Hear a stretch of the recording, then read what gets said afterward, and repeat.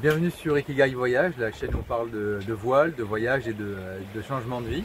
Alors on est au 5e jour de notre traversée Gibraltar-Canaries. Voilà, donc là tout se passe bien.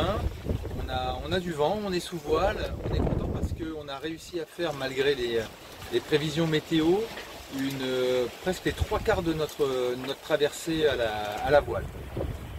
Alors quand je m'interroge sur la surface de voile à porter, en fait je me pose trois questions principales. La première, c'est continuer à avancer suffisamment vite pour ne pas subir la mer.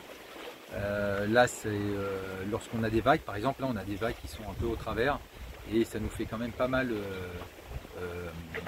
rouler de bâbord à tribord.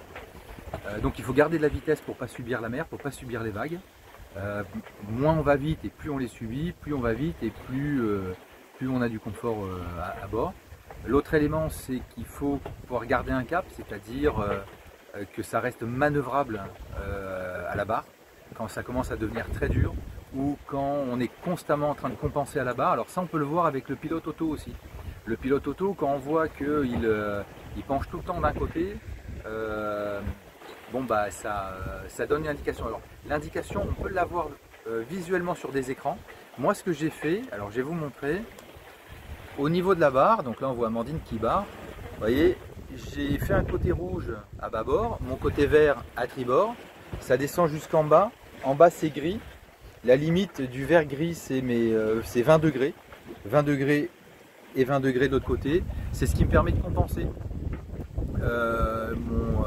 mon pas d'hélice en fait. Donc comme ça, quand je dois faire des manœuvres en reculant, je me casse pas la tête.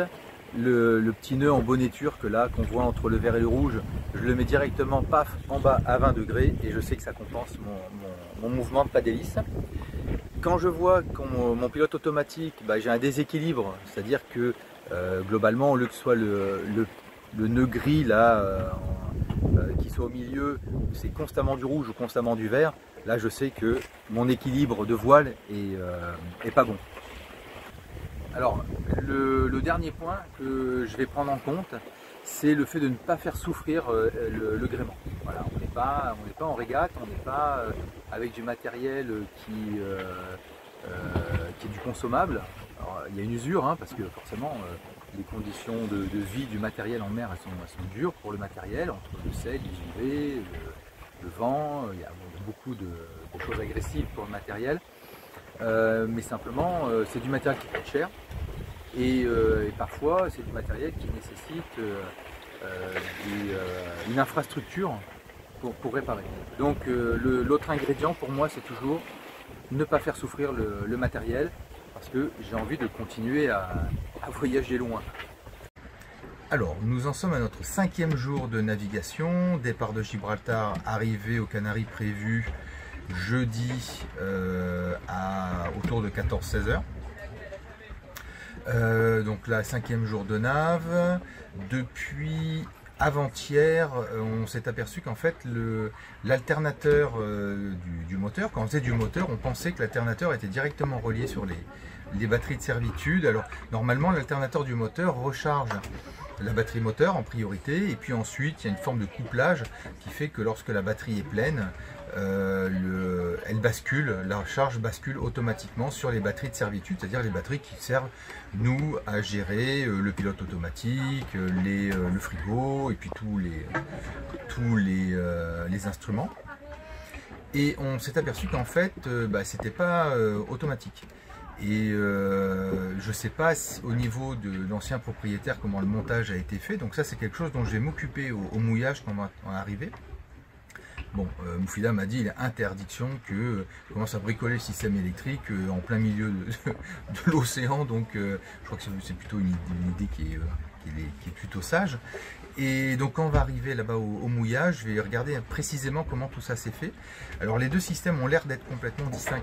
Il y a le système panneau solaire qui vient recharger les batteries de servitude et le système alternateur moteur qui vient recharger la batterie.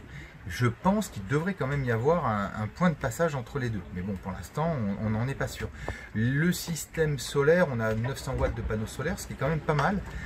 560 ampères-heure de batterie de servitude, donc c'est aussi une grosse capacité de charge. Alors pour contrôler toute cette production d'énergie, donc on a ici un régulateur MPPT. Les panneaux solaires produisent de l'électricité, l'envoie dans le régulateur parce que la production était régulière, donc lui il régularise, il met tout à la bonne tension. Le deuxième élément de contrôle, c'est ce petit indicateur là qui lui nous dit voilà, là on est à 84,7% de charge de batterie. Quand on bouge, on a les différentes consommations, les différentes productions. Donc c'est assez bien foutu. Et puis on a un chargeur qui est en dessous, là, ici, qui lui fait également convertisseur. Donc le système, il est complexe, il demande à être pris en main. Les données sont renvoyées ici sur le smartphone. Donc on voit que là, on produit 200 watts, 300 watts. Bon, ça on est en milieu de journée, on produit un petit peu moins. Mais bon, on monte quand même à 500, 600 watts, donc c'est quand même pas mal. Là, on a donc la partie panneau solaire et une autre application ici qui, elle, va me donner toutes les indications par rapport à l'état des batteries, son niveau de charge, etc. Donc ça, ce sont les appareils qui nous servent à contrôler, vérifier que la charge est pas mal. Alors pour nous c'est important parce qu'il y a énormément de choses qui dépendent de l'électricité et notamment la charge de tous nos téléphones, nos tablettes où on a les cartes et les points GPS, etc. Donc sinon ça veut dire qu'il faut revenir sans élec à l'ancienne carte, sextant. Alors moi j'ai dans le bateau carte, sextant et puis tous les bouquins qui me permettent d'avoir les données pour traduire les relevés sextants en points GPS. Mais bon, c'est quand même beaucoup plus contraignant, c'est pas du tout de l'instantané. Donc on a l'électricité, c'est quand même quelque chose qui est un point relativement important sur les bateaux de croisière. Alors quand on s'est aperçu que finalement, en ayant fait une dizaine d'heures de moteur, on n'a pas rechargé les batteries plus que ça. En même temps, on a couplé un temps très très nuageux pendant plusieurs jours et on a rajouté à ça le fait que le cap qu'on suivait nous mettait les panneaux à l'ombre des voiles relativement longtemps. Ce qui fait qu'on a chuté dans nos... En général, on descend jamais en dessous de 80% là, de batterie. Là, on était à 55%. C'est pas hyper grave, c'est des batteries au lithium, donc elles acceptent les décharges profondes. Contrairement à d'autres batteries, aux anciennes batteries. Mais bon, c'est quand même pas... pour moi, c'est pas un état, entre guillemets, normal des choses. Pour faire remonter les batteries, on pouvait compter que sur le solaire. Alors ce qu'on a fait, c'est qu'on a éteint le frigo, parce que c'est un gros consommateur, et on peut s'en passer, donc on a vite mangé tout ce qui pouvait se perdre dans le frigo, pour se dire, bon finalement, on va quand même profiter de ce qu'il y a dedans. Et puis surtout, on a arrêté le pilote automatique. Ça veut dire que la journée on barre, et la première nuit on a barré. Donc pendant 24 heures on a barré. Le temps de faire remonter avec la charge solaire les batteries à un niveau, ça c'était hier soir, de 75% de charge, où on s'est dit là on peut passer une nuit au pilote auto, ça va pas beaucoup décharger et sur la journée d'après on aura le temps de recharger et effectivement aujourd'hui on est remonté à 85%. Donc on continue à barrer le jour et on est en pilote automatique, on va dire de minuit à 7 h du matin. Quand on dit qu'on continue à barrer le jour, eh ben on a des nouveaux équipiers qui barrent. Là c'est Amandine, de temps en temps aussi c'est Sayana. Et finalement elles nous prennent le relais, c'est-à-dire que Moufida et moi on va barrer la nuit. Et sur les quarts de nuit, et puis les deux filles, elles se partagent le fait de barrer en journée. Et attention, c'est que C'est du maintien de cap hyper pointu, on dévie pas de notre route. Hein. Après 5 jours et demi de navigation, enfin on voit les Canaries qui apparaissent là au loin. 5 jours et demi de nage, ça veut dire aussi 5 nuits. La dernière nuit elle a été vraiment costaud parce que on avait des vagues de travers arrière et il a fallu enlever le pilote et on a passé toute la nuit à barrer. Donc là on est vraiment content d'arriver. L'entrée entre là Lanzarote et juste à côté ici Graciosa, nous on va à Graciosa, on va passer entre les deux, on va trouver un mouillage tout au sud de Graciosa et puis ensuite là on va pouvoir jeter l'ancre.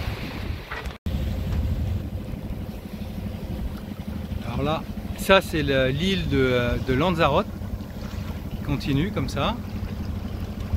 Hop. Et de l'autre côté on a Graciosa qui elle va jusqu'à l'embouchure là-bas. Et nous on est passé entre les deux pour ensuite aller au mouillage là-bas derrière. Là-bas au fond c'est Lanzarote et là nous sommes sur l'île de Graciosa qui est une toute petite île au nord de Lanzarote qui est complètement désertique à part un tout petit village de 700 habitants. Alors tout est quasiment réserve naturelle, il y a très peu de mouillage, en fait il y a 2 mouillages possibles ici et on a des balades, des randos à faire extraordinaires là. Alors c'est assez désertique quand même, mais on a vraiment des paysages qui sont incroyables.